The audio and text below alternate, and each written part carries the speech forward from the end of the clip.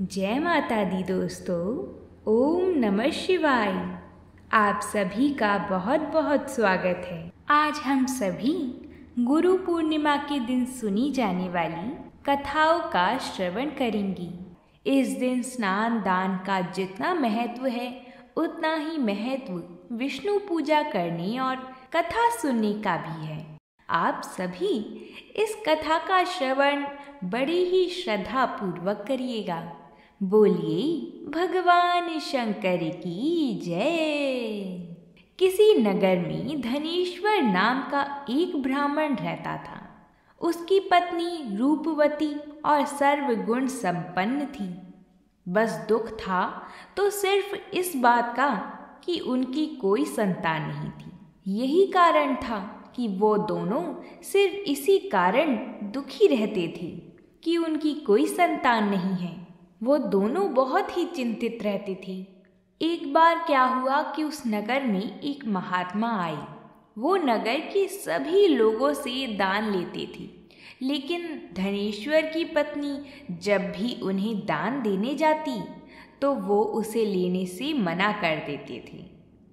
एक दिन धनेश्वर ने उन महात्मा के पास जाकर पूछ ही लिया कि हे महात्मा जी, आप नगर के सभी लोगों से दान लेते हैं, लेकिन मेरी पत्नी के हाथ का दान क्यों नहीं स्वीकार करते हैं?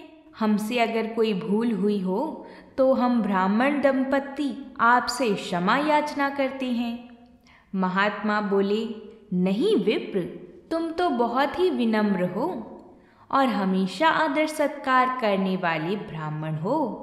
तुमसे भूल तो कदापि नहीं हो सकती। महात्मा की बात सुनकर धनेश्वर हाथ जोड़कर बोला, हे मुनिवर, फिर आखिर क्या कारण है? कृपा हमें उससे अवगत कराएं। इस पर महात्मा बोले, हे विप्र, तुम्हारी कोई संतान नहीं है और जो दंपत्ति निसंतान हो उसके हाथ से भिक्षा लेना अधम या पापी के हाथ से भिक्षा ग्रहण करने के समान है।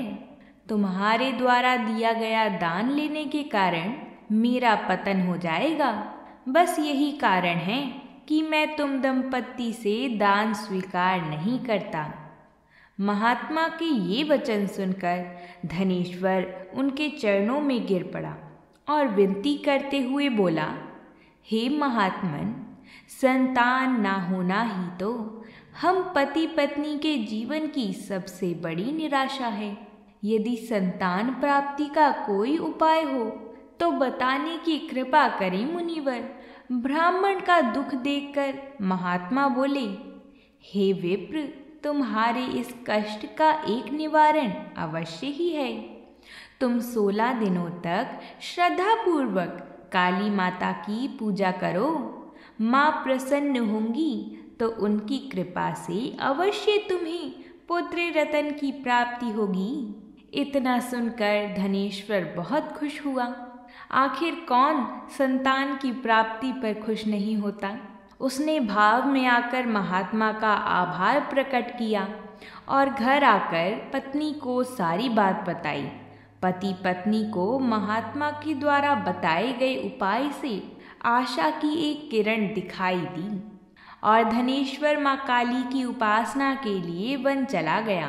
ब्राह्मण ने पूरे 16 दिनों तक काली माता की पूजा की और उपवास भी रखा। उसकी भक्ति को देखकर और विनती सुनकर माँ काली ब्राह्मण के सपने में आई और बोली, हे धनेश्वर, तुम निराश मत हो। मैं तुझे संतान के रूप में पुत्र रत्न की प्राप्ति का वरदान देती हूँ, लेकिन एक समस्या है कि 16 वर्ष की अल्प आयु में ही तेरे पुत्र की मृत्यु हो जाएगी। काली माता ने कहा, यदि तुम पति पत्नी विधि पूर्वक 32 पूर्णमासी का व्रत करोगे तो तुम्हारी संतान दीर्घ आयु हो सकती है। प्रातः काल जब तुम उठोगे तो तुम्हें यहाँ आम का एक वृक्ष दिखाई देगा। उस पेड़ से एक फल तोड़ना और ले जाकर अपनी पत्नी को खिला देना। शिव जी की कृपा से तुम्हारी पत्नी गर्भवती हो जाएगी। इतना कहकर माता अंतर्ध्यान हो गई। प्रातःकाल जब धनेश्वर उठा तो उसे आम का वृक्ष दिखा जिस पर बहुत ही सुंदर फल लगे थे। वो काली माता के कहे अनुसार फल तोड़ने के लिए वृक्ष पर चढ़ने लगा। उसने कई बार प्रयास किया लेकिन फिर भी फल तोड़ने में असफल रहा। तभी उसने विघ्नहर्ता श्री गणेश जी भगवान का सुमिरन किया और गणपति जी की कृपा से इस बार वो वृक्ष पर चढ़कर फल तोड़ ही लाया। धनेश्वर ने अपनी पत्नी को वो फल दिया जिसे खाकर वो कुछ समय बाद गर्भवती हो गई। दंपत्ति काली माता के निर्देशन अनुसार हर पूर्णिमा पर दीप जलाते रहती। कुछ दिन बाद भगवान शिव की कृपा हुई और ब्राह्मण की पत्नी ने एक सुंदर बेटे को जन्म दिया जिसका नाम उन्होंने देवीदास रखा। जब पुत्र 16 वर्ष का होने को हुआ तो माता पिता को चिंता होने लगी कि इस वर्ष उसकी मृत्यु निश्चित है। दंपत्ति ने देवीदास के मामा को बुलाया और कहा कि तुम इस देवीदास को विद्या अध्ययन के लिए काशी ले जाओ और 1 वर्ष बाद वापस ले आना। दंपत्ति पूरी आस्था के साथ पूर्णमासी का व्रत करके पुत्र की दीर्घ आयु होने की कामना करते रहे। उधर काशी प्रस्थान के बाद मामा भांजे एक गांव से गुजर रहे थे। वहां एक कन्या का विवाह हो रहा था, परंतु विवाह होने से पूर्व ही उसका वर अंधा हो गया। तभी वर के पिता ने देवीदास को देखा और मामा से कहा, तुम अपना भांजा कुछ समय के लिए हमें दे दो, विवाह संपन्न हो जाए उसके बाद ले जाना। ये सुनकर मामा ने कहा, यदि मेरा भांजा ये विवाह करेगा तो कन्यादान में मिले धन आदि पर हमारा अधिकार होगा। वर के पिता ने मामा की बात स्वीकार कर ली और देवीदास के साथ कन्या का विवाह संपन्न हो गया। इसके पश्चात देवीदास पत्नी के साथ भोजन करने बैठा, लेकिन उसने उस थाल को हाथ नहीं लगाया।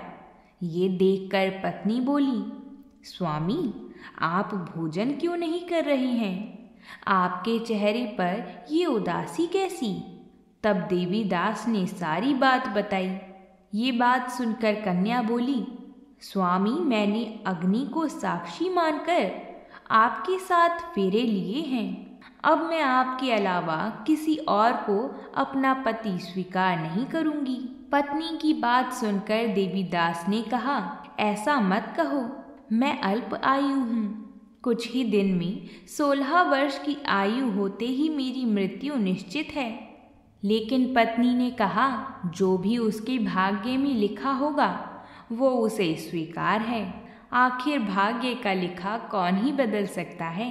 देवीदास के बहुत कहने पर भी जब वो नहीं मानी तो देवीदास ने उसे एक अंगूठी दी और कहा, मैं विद्या अध्ययन के लिए काशी जा रहा हूँ, लेकिन तुम मेरे जीवन मरण के बारे में जानने के लिए एक पुष्प वाटिका तैयार करो। उसमें भांति भांति के पुष्प लगाओ और उन्हें जल से सींचती रहो।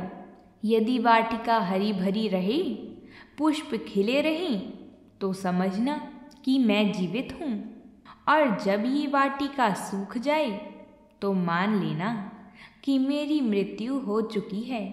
इतना कहकर देवीदास काशी चला गया। प्रातःकाल जब कन्या ने दूसरे वर को देखा तो बोली, ये मेरा पति नहीं है, मेरा पति काशी पढ़ने गया है। यदि इसके साथ मेरा विवाह हुआ है तो बताई कि रात्रि में मेरे और इसके बीच क्या बात हुई थी और इसने मुझे क्या दिया था।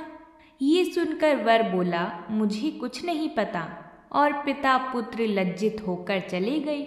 उधर एक दिन प्रातःकाल एक सर्प देवीदास को डसने के लिए आया, लेकिन उसके माता पिता के द्वारा किए जाने वाले पूर्णिमा व्रत के प्रभाव के कारण वो उसे डस नहीं पाया। तत्पश्चात काल स्वयं वहां आई और उसके शरीर से प्राण निकालने लगी। देवीदास मूर्छित होकर गिर पड़ा। तभी वहां माता पार्वती और शिवजी आए। देवीदास को मूर्छित देखकर देवी पार्वती बोली, हे स्वामी, देवीदास की माता ने 32 पूर्णिमा का व्रत रखा था। उसके फल स्वरूप कृपा आप इसे जीवन दान दें। माता पार्वती की बात सुनकर भगवान शिव जी ने देवीदास को पुनः जीवित कर दिया। इधर देवीदास की पत्नी ने देखा कि पुष्प वाटिका में एक भी पुष्प नहीं रहा। वो जान गई कि उसके पति की मृत्यु हो चुकी है और रोने लगी। तभी उसने देखा कि वाटिका पुनः हरी भरी हो गई है। ये देखकर वो बहुत प्रसन्न हुई। उसे पता चल गया कि देवीदास को प्राणदान मिल चुका है। जैसे ही देवीदास 16 वर्ष का हुआ, मामा भांजा काशी से वापस चल पड़ी। रास्ते में जब वो कन्या के घर गई तो उसने देवीदास को पहचान लिया और अत्यंत प्रसन्न हुई। धनेश्वर और उसकी पत्नी भी पुत्र को जीवित पाकर हर्ष से भर गई। तो बोलिए भगवान शंकर की जय हो। तो बोलिए भगवान श्री हरि की जय हो।